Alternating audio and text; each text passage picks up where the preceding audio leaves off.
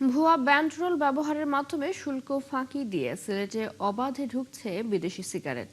আবার তৈরি হচ্ছে মানহীন নকল তামাকজাত পণ্য।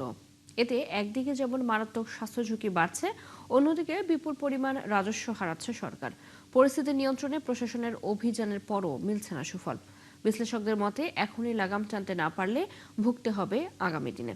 সিলেট থেকে হুসেন আহমেদ সুজাদের রিপোর্ট, ক্যামেরা ছিলেন তারেক আহমেদ সানি।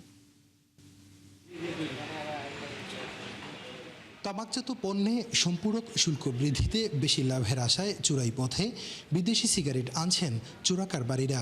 আবারও দেশের অভ্যন্তরে বিদেশি ব্র্যান্ডের আদলে তৈরি হচ্ছে নকল সিগারেটও। এমন সব চুরাই ও নকল সিগারেটে সয়লাভ সিলেটের বাজার। তথ্য বলছে, দেশে বছরে বিক্রি হয় 700 কোটি অবৈধ সিগারেটের শলাকা। এতে 4,500 কোটি টাকার রাজস্ব বঞ্চিত হচ্ছে সরকার, যার উল্লেখযোগ্য অংশই সিলেটের।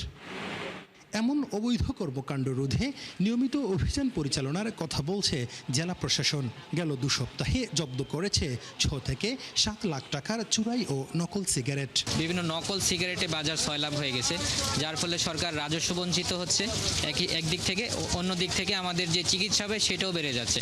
অর্থাৎ আমাদের ভোক্তার স্বাস্থ্যের ক্ষতি হচ্ছে, চিকিৎসা ব্যয় বাড়ছে এবং সরকারের রাজস্ব থেকে সরকার বঞ্চিত হচ্ছে। বিশেষজ্ঞরা বলছেন, নকল ও চুরাই সিগারেট একদিকে যেমন স্বাস্থ্য ঝুঁকি তৈরি হচ্ছে, অন্যদিকে বিপুল পরিমাণ রাজস্ব হারাচ্ছে সরকার।